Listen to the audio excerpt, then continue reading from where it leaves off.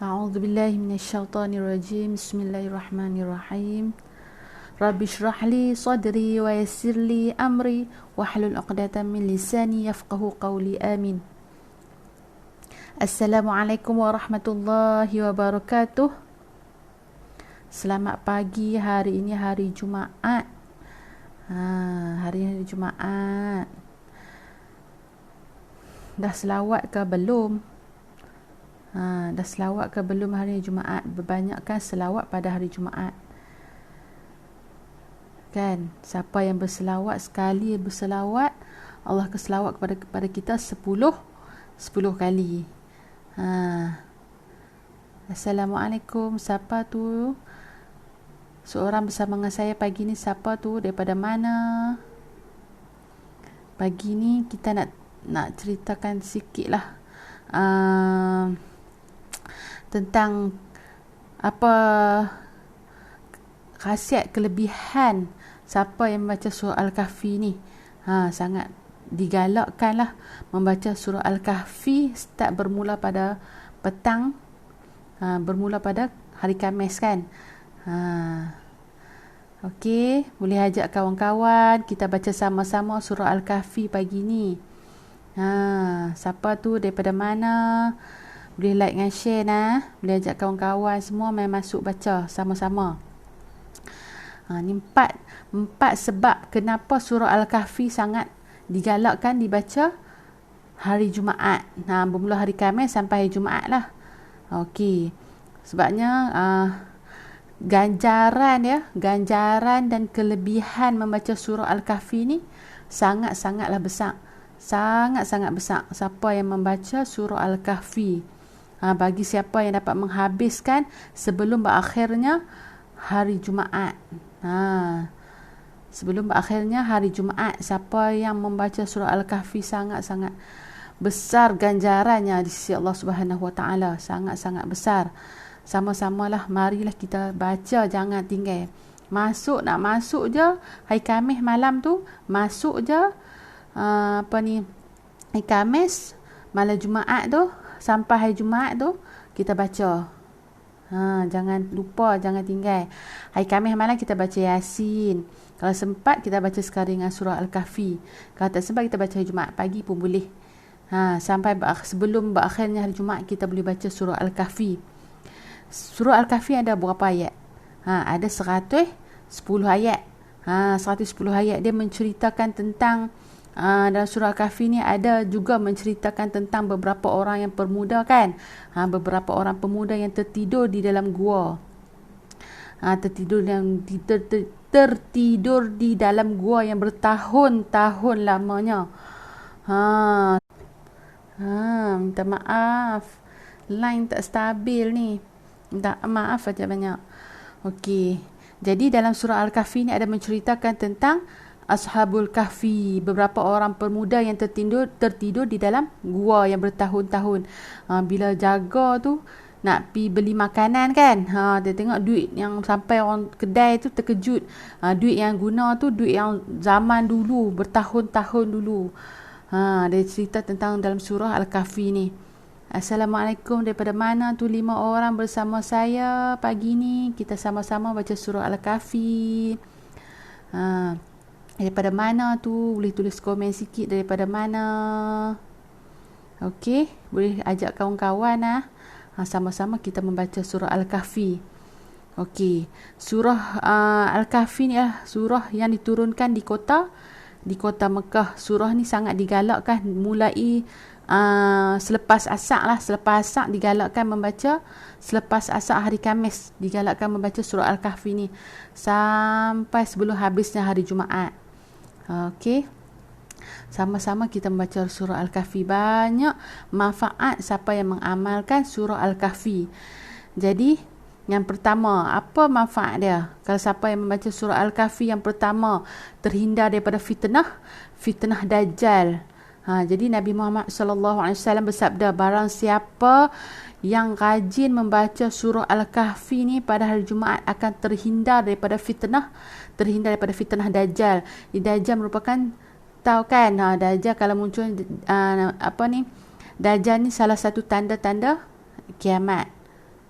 So kita kena persiapkanlah setiap nak masuk hari Khamis tu, hari Khamis petang tu kita bacalah sampai malam, sampai esok Jumaat. Sampai dah hari Khamis tu bacalah, kalau tak sempat Jumaat pun boleh. Masih boleh lagi kita bacalah. Bagus ni surah Al-Kahfi ni. Fitnah Dajjal ni sangat-sangat kejam kan, sahabat-sahabat semua pun dah tahu dah dan pernah dengar dah macam mana fitnah Dajjal ni sangat kejam. Tak payah huraikan panjang lebar kan. Semua dah tahu dah macam mana tu fitnah Dajjal tu sangat kejam. Mampu bawa kita kepada kesesatan, ikut dia sesat. Kan, so mengaku dia sebagai Tuhan. Ya Allah, itu kita kena persiapkan diri kita ni. Selalulah setiap minggu kita baca surah Al-Kahfi, jangan tinggal. Dan dia mengajak kita kepada siksa neraka. Jadi barang siapa yang membaca 10 ayat, kalau tak kan surah Kahfi kan panjang 110 ayat. Jadi kita tak sempat nak baca semua tu, panjang sangat. Jadi kita baca 10 ayat yang pertama pun tak apa dah. Boleh dah. Jadi barang siapa yang membaca 10 ayat dari permulaan surah Al-Kahfi, maka ia dilindungi daripada Dajjal. Hadis riwayat Muslim. Jadi sama-sama kita bacalah 10 ayat pertama, tak apa dah. Kalau lagi bagus hafal. Dia teknik hafal ni. Okey, siapa yang nak hafal, saya ada satu teknik yang saya dah praktikkan dah pada anak-anak saya. Alhamdulillah, anak saya sekolah agama. Dia selalu ada hafazan. Memang ada hafazan setiap pagi tu. Pagi tu ada baca Quran dengan hafazan. Jadi teknik yang mudah untuk menghafal salah satu dia, kita tak perlu hafaz sangat, kita baca, lama-lama dia fasih, dia lancar, lama dia ingat sendirian dalam kepala kan. Yang tu, tapi ambil makan masa yang lama. Yang kedua, dalam masa 10 minit kita dah boleh hafal dah satu muka. Boleh habaq kat anak-anak siapa yang nak hafal, yang kena hafal Quran ni. Perasan tak kalau siapa anak-anak yang nak masuk sekolah agama kan, sekolah agama penuh kan, sekolah tahfiz ke, sekolah agama kan, kena hafal kan, macam cikgu tu bagi berapa ayat kena hafal. Sekejap lagi mereka panggil, kena ni lah, mereka tanya ingat ke tak kan. Jadi yang ni saya buat kat anak saya, Alhamdulillah. Okey, ambil Quran kan, ambil Quran, kita kena tak tinggi sama dengan mata kita. Sama dengan paras mata kita. Macam ni. Kan Quran kan. Tak macam ni. Boleh hafal kan anak-anak nah. Kita pun boleh hafal. Kita tak sama dengan mata kita. Sama dengan paras Quran ni, sama dengan mata kita straight. Lepas tu ke kiri sikit je. Dalam 1 inci. 1 inci. Kepala kita tak payah gerak. Kepala tak payah gerak. Quran saja bergerak ke kiri sikit. Disambung dengan mata. Lepas tu tak payah baca lagi. Kita scan dulu mata kita, scan dulu ayat tu yang nak kena hafal tu. Kita tengok dulu. Yang nak kena baca tu, nak kena hafal, kita tengok dulu. Alhamdulillah, saya buat suruh anak-anak saya buat. Assalamualaikum, selamat pagi Ustazah. Waalaikumsalam Sulfiani, terima kasih. Setiap kali saya live, Sulfiani ada. Alhamdulillah, terima kasih banyak-banyak. Boleh ajak kawan-kawan masuk nah. Okey, yang ni tips ni memang sangat-sangat berkesan. Cubalah kalau puan-puan sahabat-sahabat ada anak-anak nak kena hafal Quran, hafal surah. Jadi kalau macam surah Al-Kahfi ni 10 ayat, memang mudah sat je ingat. Tak macam ni, kita baca, kita scan dulu.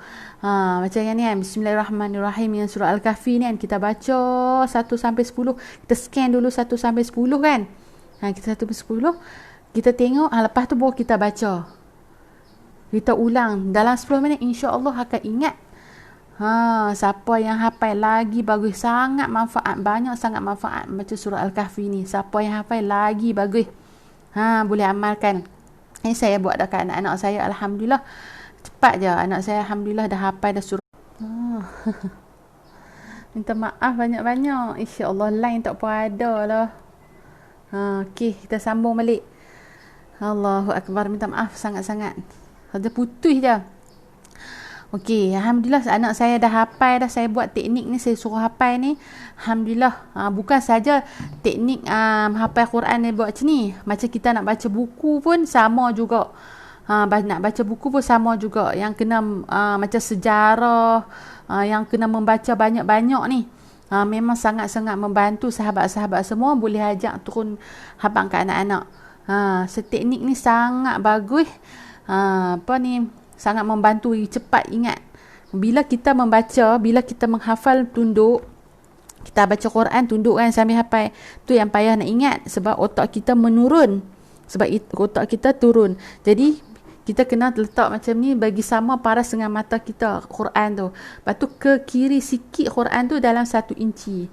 1 inci sikit lah. Kepala tak payah bergerak, cuma mata je. Mata je bergerak. Alhamdulillah membantu. Jadi kita boleh hafal lah. 10 ayat pertama ni sangat mudah lah. Kalau nak hafal 10 ayat pertama surah Al-Kahfi. Memang bagus. Memang kita kena hafal perempuan-perempuan ni. Sebab kan nanti bila Dajjal turun kan, perempuan ni kena ikat ni. Kita ni perempuan ni, kakak, ibu, anak perempuan ni semua kena ikat. Sebab mudah terpengaruh dengan Dajjal ni. So kita kena hafal, kena lindung diri kita. Kena buat persiapan lah, kena hafal. Tak boleh hafal, baca pun tak apa dah. Kalau hafal lagi bagus nah. Cuba teknik tu. Teknik memang mudah sat, jalan 10 minit tu dah ingat dah. Okey, yang kedua, apa manfaat dia kalau kita baca surah Al-Kahfi? Yang kedua, memperolehi pengampunan dosa di antara 2 Jumaat. Jadi jaminan setiap dosa tu akan diampunkan. Jaminan setiap dosa tu akan diampunkan bermula daripada hari Jumaat tu surah Al-Kahfi dibaca sehingga pada hari Jumaat seberikutnya. Kita baca Jumaat ni kan sampai Jumaat ke depan. Jadi jaminan setiap dosa kita akan diampunkan. Jadi bermula pada hari Jumaat kita baca tu sampai Jumaat depan tu. Jaminan diampunkan dosa. Kita kadang dosa kita tak sedar, kita buat dosa kan. Dosa mulut, dosa mata, apa semua tangan. Kita tak sedar apa dosa kita buat. Jadi kita bacalah untuk mendapat pengampunan.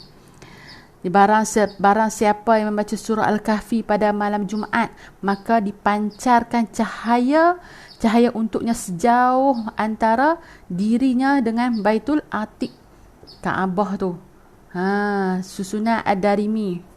Jadi bacalah nombor 4. Nombor 3 Sa'nah. Nombor 3. Allahu Akbar.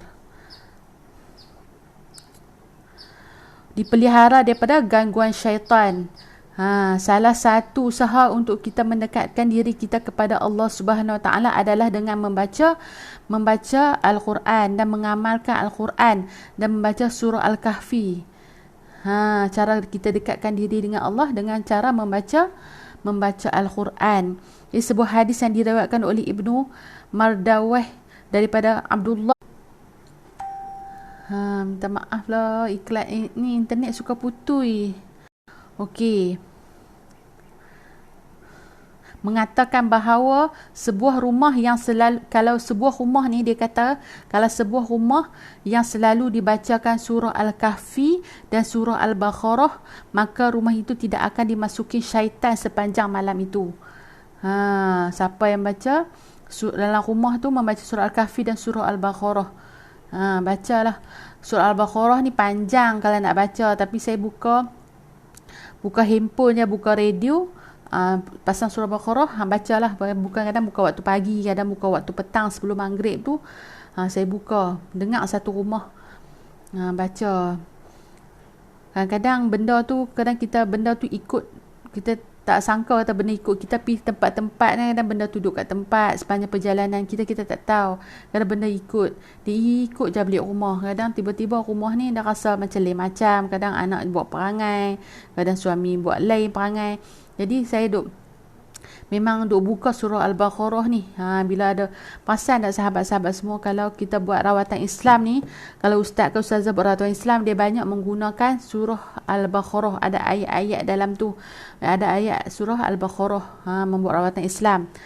Jadi kita bukalah setiap petang tu, pagi atau petang buka surah Al-Baqarah. Dia panjang, nak baca memang panjang. Saya buka radio je. Saya buka radio. Buka nanti buka derahlah dengar satu rumah. Jadi kita boleh baca surah Al-Baqarah. Okey. Siapa yang ni boleh pergi ambil lah. Kat ada dekat-dekat tu Quran kita boleh ambil, kita baca sama-sama surah Al-Kahfi. 10 ayat pertama surah Al-Kahfi kita baca sama-sama kita baca sama-sama. Ya Allahu Akbar. Jangan duk tinggal malam Jumaat kita baca Yasin. Kalau dan kita baca surah Al-Kahfi. Kalau tak kita baca Jumaat lah. Pagi-pagi ni Jumaat ni fresh je, segak je. Banyakkan selawat. Okey. Kita baca sama-sama A'udzubillahi sami'al alim. Okey. Kita boleh baca sama-sama A'udzubillahi sami'al alim minasyaitonir rajim. Bismillahirrahmanirrahim. Allahumma aftah 'alaina hikmataka wa anshur 'alaina min khazaini rahmatika ya arhamar rahimin. Rabbi shrah li sadri wa yassir li amri wahlul 'uqdatam min lisani yafqahu qawli. Amin. A'udzubillahi sami'al alim minasyaitonir rajim. Bismillahirrahmanirrahim.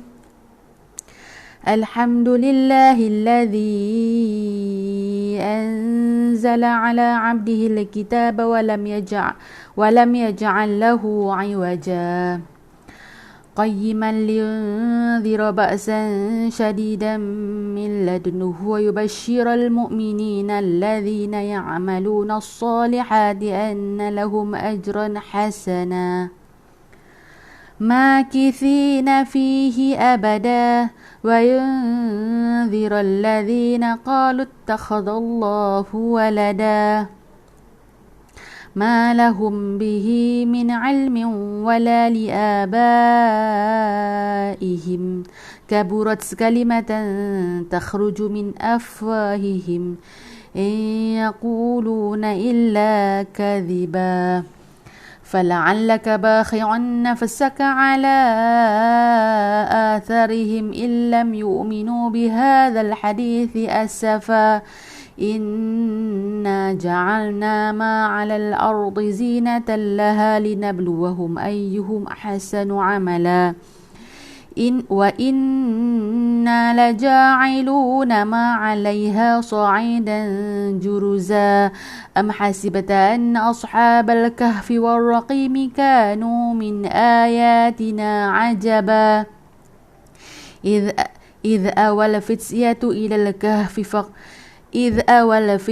إلى الكهف فقالوا ربنا آتنا من لدنك رحمة وهيئ لنا من أمرنا رشدا. Sadaqallahul Azim. Boleh baca. Alhamdulillah, syukur pada Allah. Kita dah baca 10 ayat awal surah Al-Kahfi.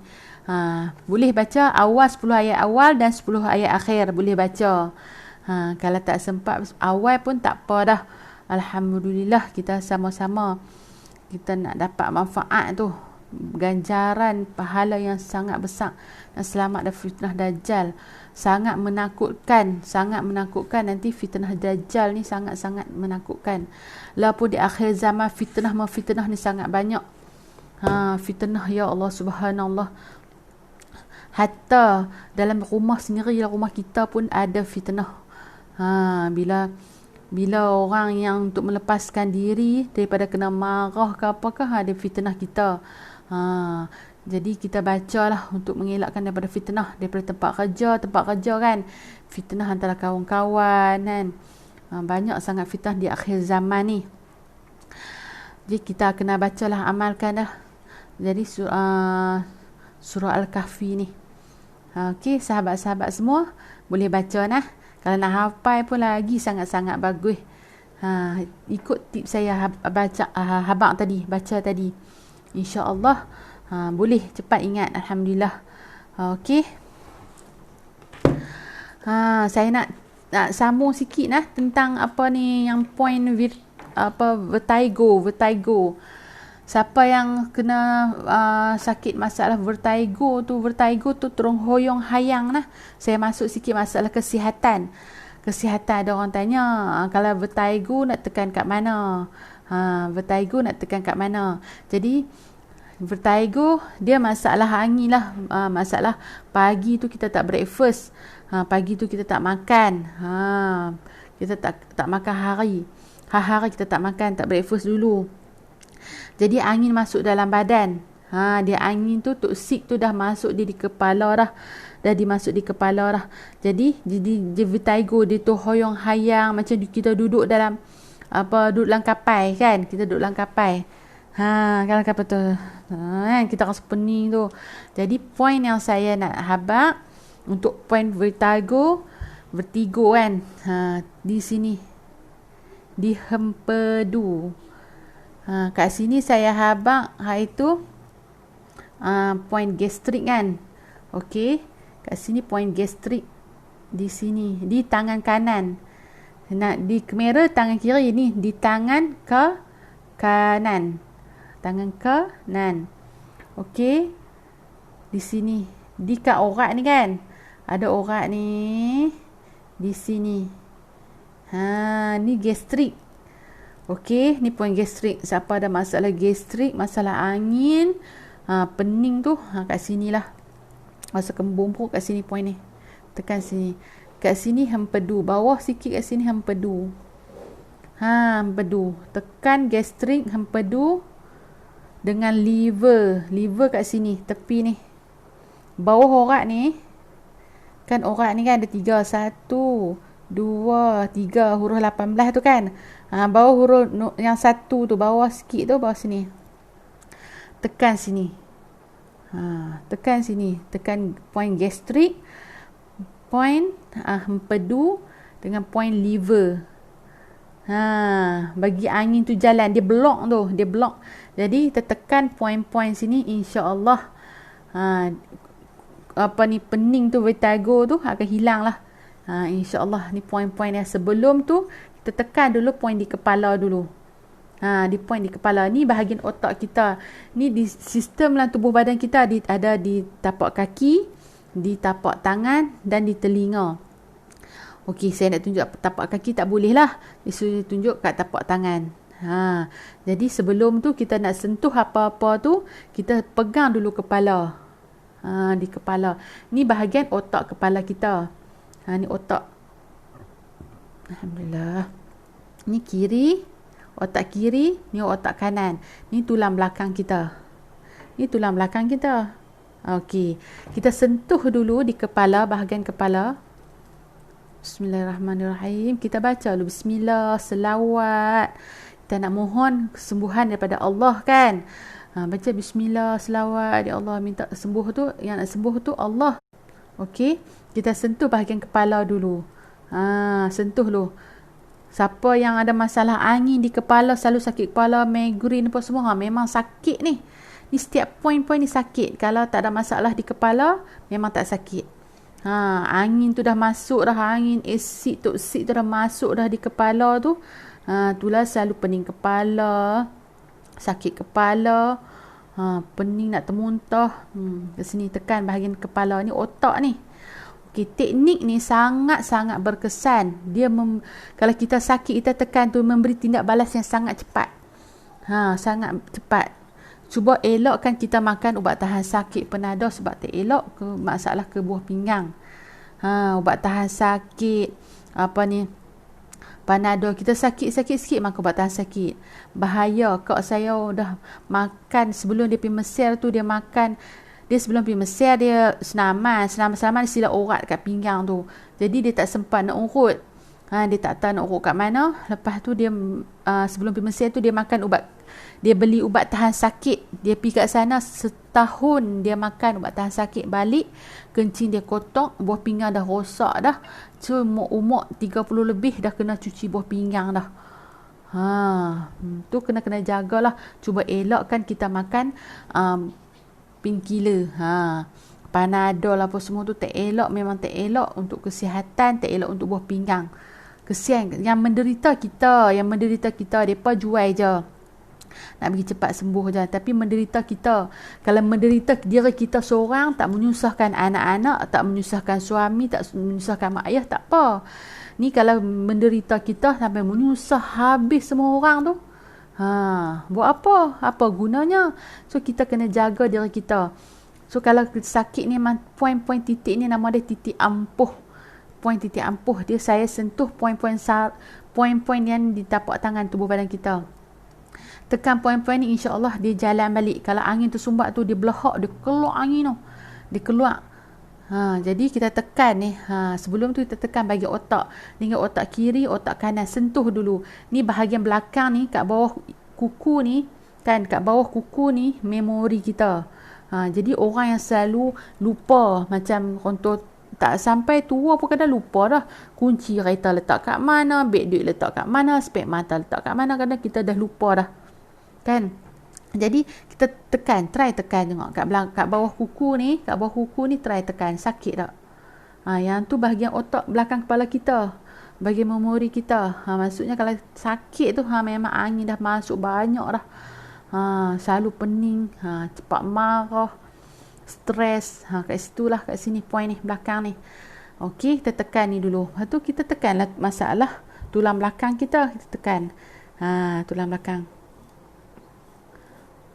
Kita tekan, gosok tulang belakang. Masa tekan tulang belakang ni, kita kena duduk atas kerusi bagi tegak. Belakang kita tegak, tak boleh keadaan membongkok pun tak boleh. Kalau baring pun lagi bagus lah, sebab tulang kita straight kan.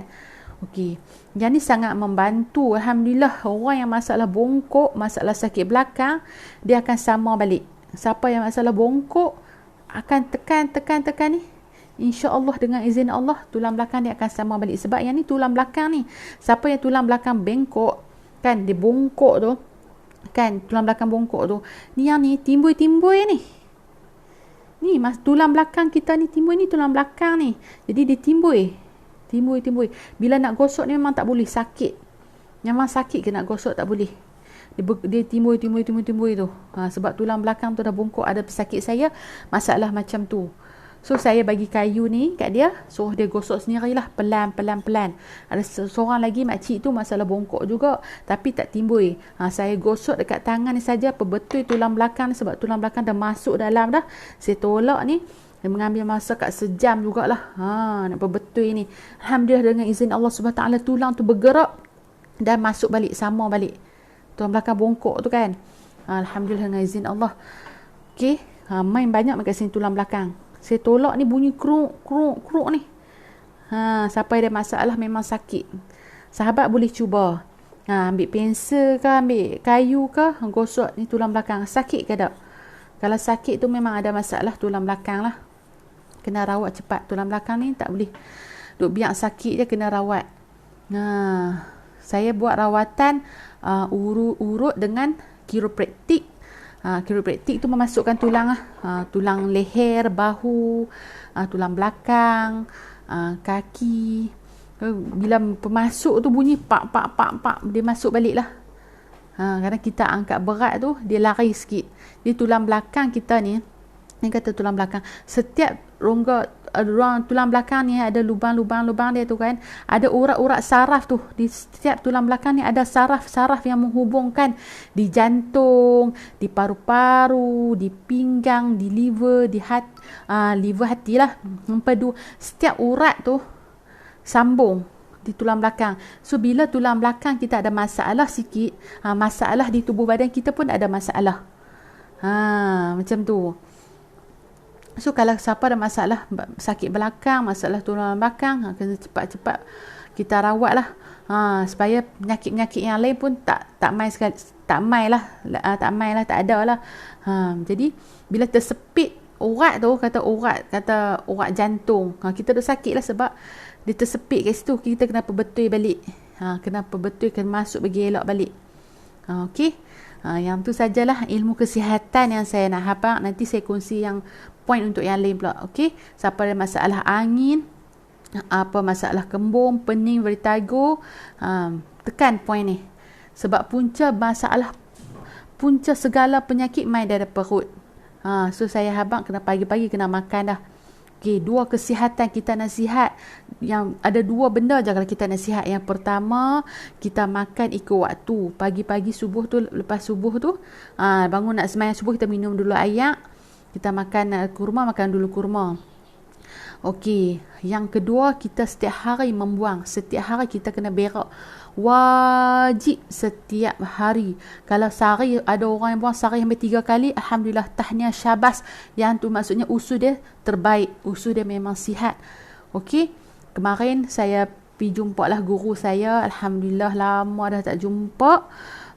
Lepas PKP tu, alhamdulillah kemarin saya pergi jumpa lah, alhamdulillah.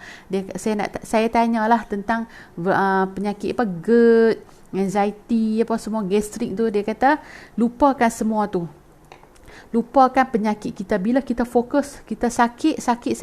Oh, aku ada sakit. Itu sebagai doa. Jadi kita bila kita bangun pagi tu, aku sihat. InsyaAllah aku sihat. InsyaAllah aku sihat.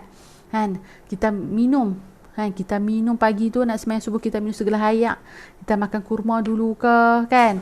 Kita baca doa Bismillah 5 tu dekat segelas air tu. Jangan lupa baca Bismillah 5, doa minta kesembuhan pada Allah. Sebab yang nak sembuh tu Allah. Jadi kita ikhtiar. Kena ikhtiar.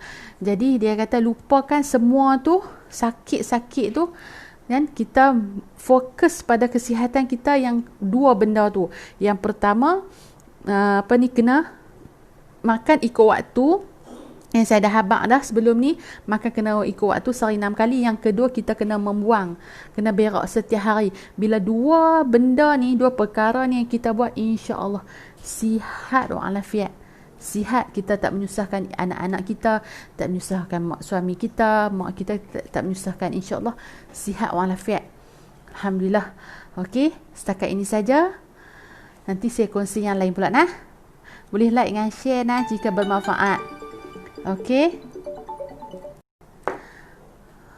setakat ni saja nah.